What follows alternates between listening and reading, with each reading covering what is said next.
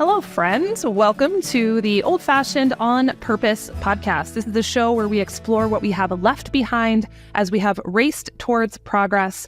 But more importantly, we talk about how we can get the good stuff back. And I'm your host, Jill Winger. I have been living this homestead lifestyle, if that's what you want to call it, since about 2008. So I've been doing it before it was cool. I live out here on the wide open Wyoming prairies, aka the Arctic, with my family and a bunch of farm animals. And one of my biggest passions in life has been to teach these skills to a new generation. So I've written books, I have this podcast, and I'm really glad you are here today. So I actually was going to record on a different topic today. And then I ended up having some really interesting discussions on social media. That happens to me a lot.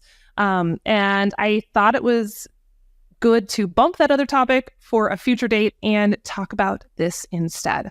So we're going to talk about community today, which I consider to be one of the core pillars of what I call an old-fashioned on purpose lifestyle. So if you have my book, Old Fashioned on Purpose, it's in there. We talk about the importance of community, why it is such an old-fashioned idea. You know, obviously we have people everywhere in our modern culture. We're more connected than ever before, but we're also lonelier statistically than we've ever been. And so I believe that as we're planting gardens, looking at personal food production, trying to get back to the good stuff, I think one of the best ways to do that is by intentionally building community around us.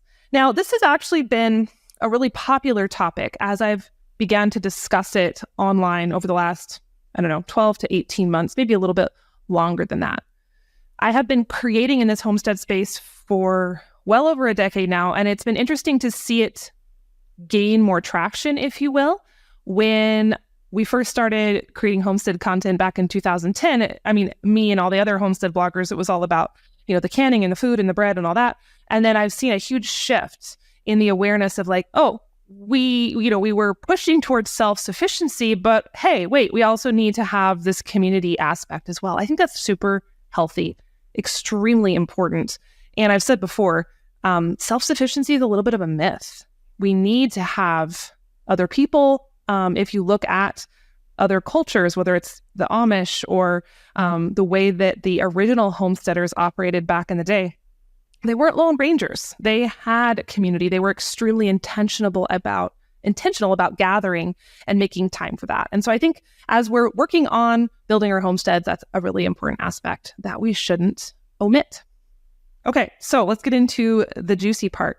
I think a lot of the times when people hear me talk about community, especially our little community, which I've talked about before, so I'm not going to give the whole story here today. I'll just give you a nutshell version.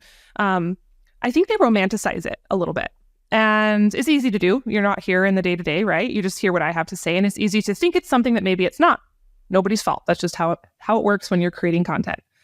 We live in Southeast Wyoming. There's a tiny little town near our homestead, about 9 miles away. It's the closest population center, if you can call it that, about 175 people. It's been here since the mid-1800s is when they started to settle this area. And it's hanging on by a shoestring. So we have become involved in recent years in hopefully helping that community to grow a little bit, bring some fresh life and some excitement and some offerings to that community. And as I've talked about it online, I get a lot of people going, oh, it's so cool. I wish I could do that. I'm so jealous. I wish my community had those same things, right? That's a really common response. A lot of people also ask me, how can I create community like you're doing? What's the first step in finding what you have or creating what you have? And then another piece of that, which often comes up in the conversation next, and this is the kicker, this is the part that inspired today's episode, is when people ask, well, how do you find that group of like-minded people who are just like me and they have my worldview and they share my beliefs? How do you find that? And my answer to that question, sometimes I don't answer it, sometimes I just kind of ignore it, but I got to thinking about it. And at the end of the day, my answer to that question is, you don't find that. If you really want to build community, I think it's a mistake, actually, to only seek out those who are exactly like you. And so that's where this episode started. I tweeted that out to the world. And this is the original tweet, just so you have the context. I'm reading it here. It says, how do you find a community that fully matches your beliefs and values? You don't. You learn how to befriend people from all walks of life and prioritize relationships over opinions. All you have otherwise is an echo chamber. So I posted that out. It got some good traction on Twitter, and then I posted it on Instagram. And then something interesting happened.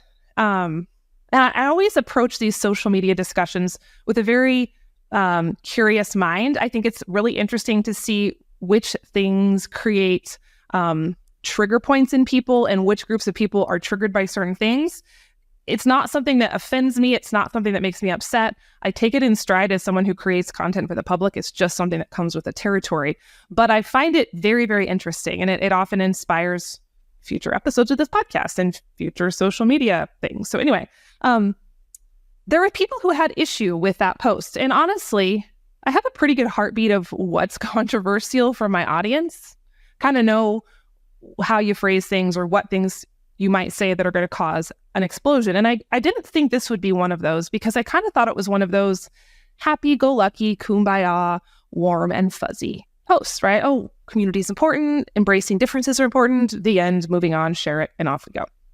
But there was actually a number of people who disagreed, and they let me know they disagree, and I thought it was interesting. There was some themes in the people who disagreed. I'm not trying to throw rocks in this episode, but I do want to address it because I know I have a number of these people in my audience, and I think this is an important discussion. So I'm going to invite you to listen today with an open mind and be willing to sit with ideas that maybe make you uncomfortable at first and maybe are not what you typically repeat or typically listen to or believe, but just, you don't have to accept those ideas. I just invite you to sit with them with open hands, okay? As we get in today. I'm not throwing rocks at anybody in particular, but I think this is really important because I see this really increasing in homestead circles. I got a lot of people private messaging me after reading our discussions on this post, saying they have felt this as well in homesteading circles. And so as a homesteading person, podcaster, I want to talk about it. So I noticed that a lot of the people who had issue with my original tweet, the one about not creating echo chambers, were of a religious or a Christian or an evangelical orientation. And I think that's interesting because, that's my background. I was raised in that. I'm very familiar with that culture and the Bible and the verses and all that. I think there's a lot in the Bible, if you want to use that as your foundation, which these people do, that actually would speak to the idea of cultivating a diverse community, cultivating community with people not like you, reaching out to those who are not carbon cookie cutter versions of you. But it seems to be there's a little bit of a missing piece there. So here's what I want you to understand about my community that I think maybe is romanticized a little bit online by accident. I don't live in a homesteading commune. I don't live in any sort of commune, actually. We have very, very few what I would call super duper like-minded people in our community. There's not a lot of people who homestead. There's not a lot of people into entrepreneurship. There's not a lot of people who look at life the way Christian and I look at life or move through life that way. There's just not. My community is not like me. And I think that when people see all the cool things that are happening here, they assume that I have found this mecca of cookie cutter Jills, and I have not. And I want folks to understand that because I think hopefully that will take away a huge barrier if you would like to create community in your own circles.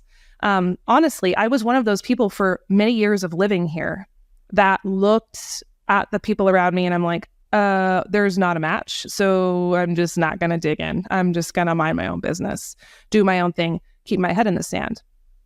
And then I was convicted, if you want to use a churchy word. I was convicted in recent years that really wasn't the way to be. We had created a really cool life here. We had cultivated a lot of skills. And I'm like, and what's the point of having those if I'm not sharing them with those around me, if I'm just keeping them to myself? Like that just didn't feel right to me. And that's when we started to branch out into our community. So I guess to start off, to answer the question of, how do you find like-minded people? true community, I don't think, is a homogenous collection of people who are just like you. I think it's about digging into where you are right now, wherever that might be, as imperfect as it is, and just finding common ground in the tiniest of ways. And what I do find is that, I don't have a lot in common with a lot of the people in my community, but I can find little bits of common grounds. Like maybe they don't understand homesteading or entrepreneurship or the weird way that Christian and I live our life, but we have a shared love for the history of Chugwater, our tiny town, or we have a shared love for the history of the soda fountain, or we can appreciate that we both want the town to grow, maybe in different ways, but we can come together on that, right? That's what I'm talking about when I talk about community. So that's the first piece. The second piece came up a lot in private messages and on the comments, and I promised people I would discuss it here in long form because it's one of those things when I'm posting a tweet, tweets are really short, you can't get all the nuance into a single tweet. So one of the biggest objections that folks had to this tweet was they said, it's really important that you don't hang out with people who are different from you because they can influence you. And they're like, you have to make sure that your inner circle is people just like you. That's important. And they quoted some Bible verses. And they said the only time you should hang out with people different than you is if you're trying to convert them or change them or save them or whatever, right? Lots of different ways that they phrase that. So here's the differentiation. I think that, yes, I love the quote, whoever said it, I don't know who said it first. You are the sum or the average of the 5 people you hang around the most, right? So if you're hanging out with Debbie Downers and negative people and people, anytime you try to do something different or step out, everyone drags you back down and says, that's dumb. Don't try so hard. Go back to sleep. Watch some more Netflix. Those people will influence you 1,000%. And you need to guard against that, right? So I think what I'm talking about in this episode is the difference between community, which I define as like the broader group around you, and your inner circle. And your inner circle may be a part of that community, but I see those as 2 different groups of people. Now, my inner circle is very small, and it's comprised of just a handful of people who, I think the best way to say it is they feel like home when you're around them. Hopefully you guys have experienced that in some way in your life as well. They're just those people, you've had shared experiences, you have enough history, you can just be yourself. You have enough shared beliefs and different topics that you get each other. You're on the same page. It just feels good to be around them. That is awesome to have. I know not everybody has that. There's been many years I didn't have that, but I have a few people like that in my life, and I love them. And when I need my cup filled, I go and hang out with them, right? That's important. But I think that what happens too often is those inner circle people, the people who feel like home, can also feel really comfortable and easy. And it's so tempting. And it's such human nature for us to only gravitate towards those people and forget about our ability or our calling to influence those around us, or to serve those around us, or to help those around us. And you guys know I'm not a churchy person. And some of you know my past with that, but I still feel like it's really important that I am actively engaging in those around me who maybe aren't in my inner circle. And I know that I'm supposed to have some sort of influence on the people around me, however small that may be. Maybe it's just, being around them, working side by side with them and showing them like, hey, more is possible in life than you think. Or, you don't have to stay somewhere you don't like. You can take action. You can do something different. You can think about life in a different way. I feel like that is where that influence is really powerful. And you can't do that, in my experience, unless you're down in the trenches, elbow to elbow, with those in your community, right? You can't sit in your happy, comfortable inner circle and hope that change happens, drive by and wave. That's not how it works. And digging in to Chugwater has taught me that in a really big way. And I've been in a lot of uncomfortable situations with people who do not share my same values. We did not grow up the same. They do not see life the same way as I do. And getting to know them. I'm not saying that I have taken everything they believe and it has become my own. Of course, I'm not saying that. But getting to know these people who are vastly different than me has been one of the best things I can even imagine for helping me have more empathy, for helping me to understand people better, to keep me grounded. Like, you gotta have it. You gotta have it. And it's uncomfortable sometimes. Some of the people that we have had come into our employment as we have owned the soda fountain fall into this category, right? They're very different than me. They have different stories. They look different, right? You wouldn't expect us to be BFFs if you saw us both walking down the street. And again, none of them have become inner circle. We have different paradigms, but it's been so humbling and so beautiful to get to know them on a human level, not as a charity case, not as, oh, let me save you, let me throw you, some bones, but as an actual human to human interaction. And I think everybody needs that. And when I'm talking about having a community that's diverse in background and beliefs, I think that's really what I'm getting at. So inner circle, yes, go to people that you trust, that you are aligned with for counsel and wisdom, but then don't just stay there. Get out and start making connections elsewhere. Another thought, a really interesting thought that came up, this might step on some toes, but I'm going to say it. I'm getting a little braver as I mature into my content creation. A big argument that came up, especially among those in the religious circles, they said, okay, cool, but I cannot be friends with someone who has a different foundational belief system than I do. That is like unbiblical. It's not allowed. It makes me uncomfortable. Like whatever. It's dangerous. It's kind of like the underlying theme there. So let me challenge you a little bit on that. On one hand, I totally get what those people are saying, right? There are some non-negotiables. Like I'm trying to think of an example that's not politically charged. So I'm just going to kind of say a silly one. I'm probably not going to be BFFs or seek out an in-depth relationship with a serial killer.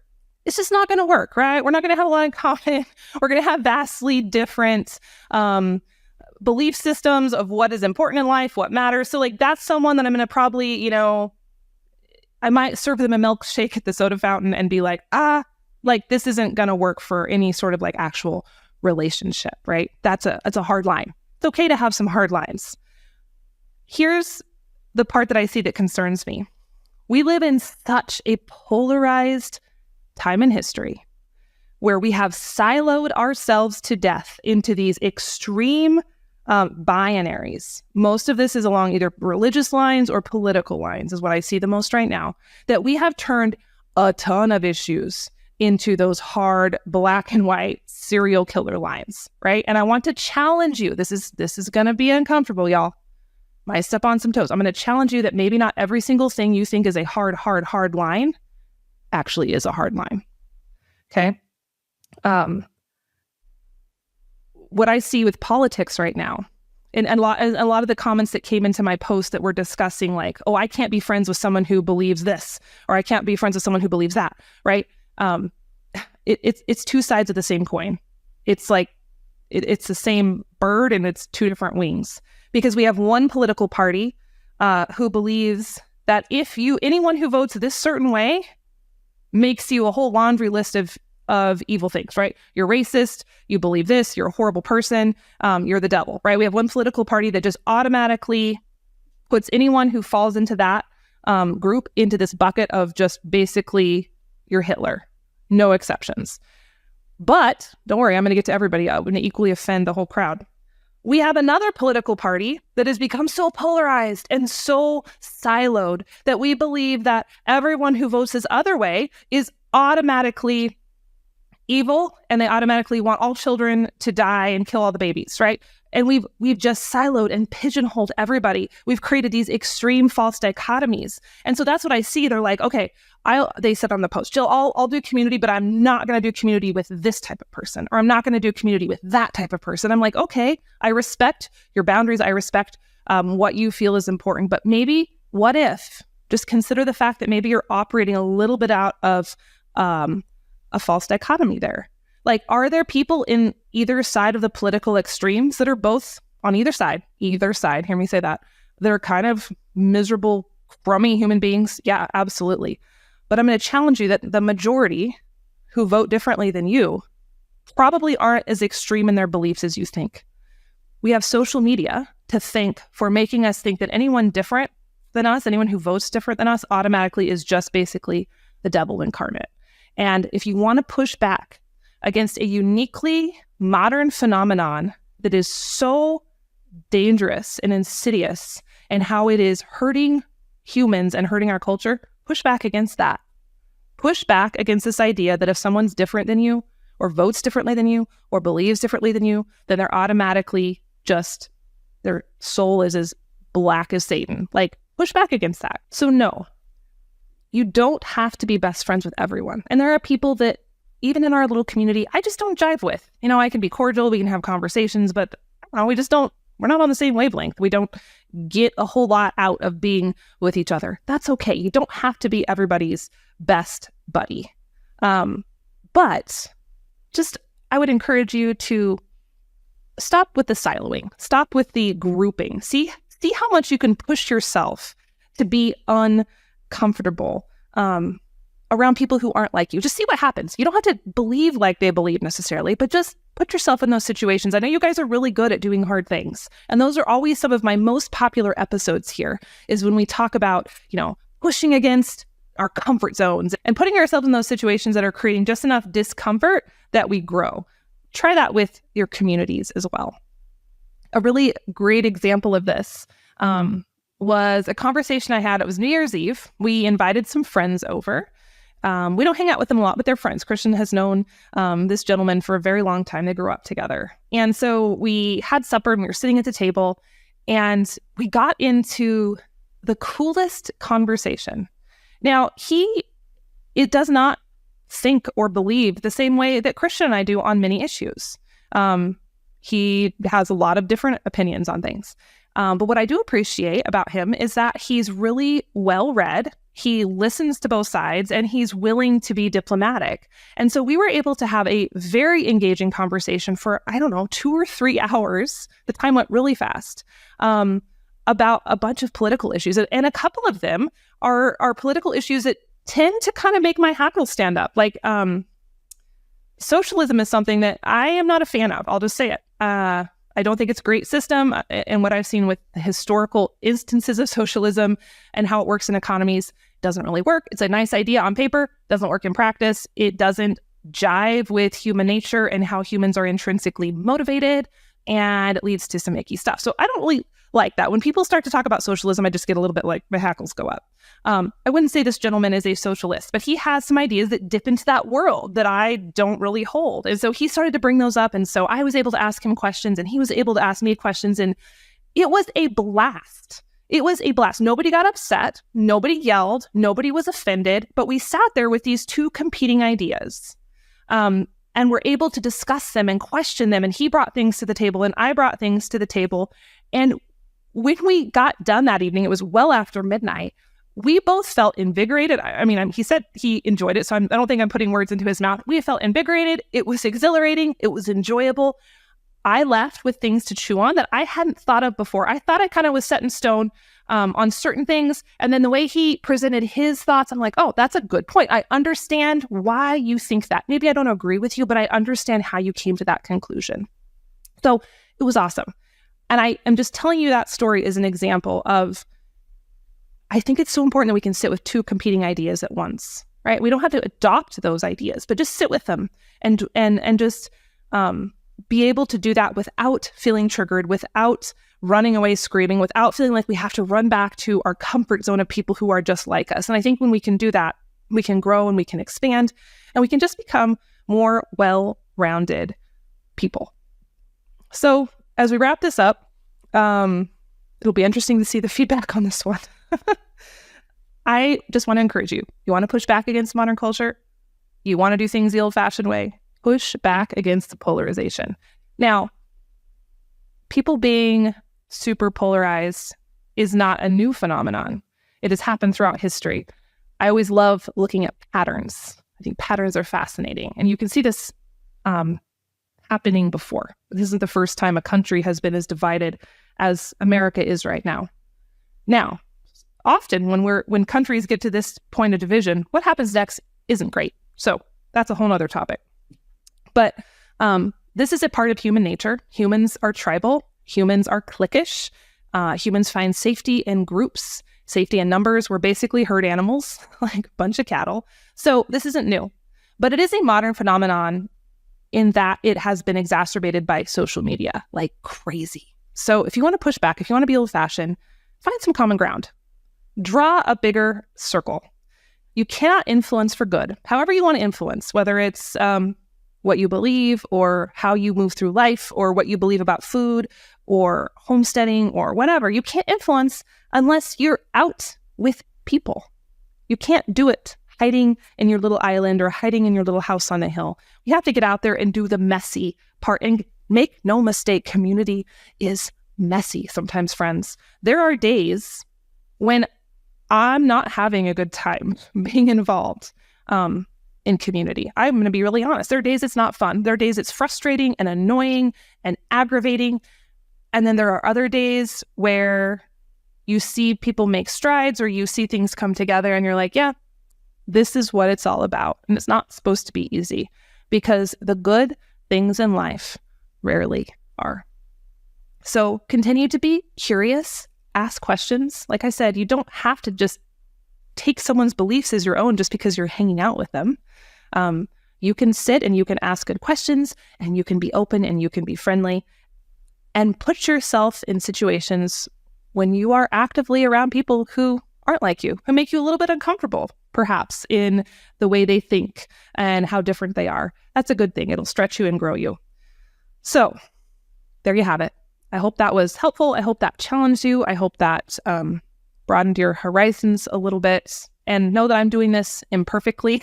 There are days where I am super engaged and I'm loving this community-driven life. There are other days where I'm like, I'm just going to go hide on the homestead and maybe become a hermit. That does feel attractive sometimes. So it's ups and downs. It's roller coasters. It's messy as heck, but it's a really good thing.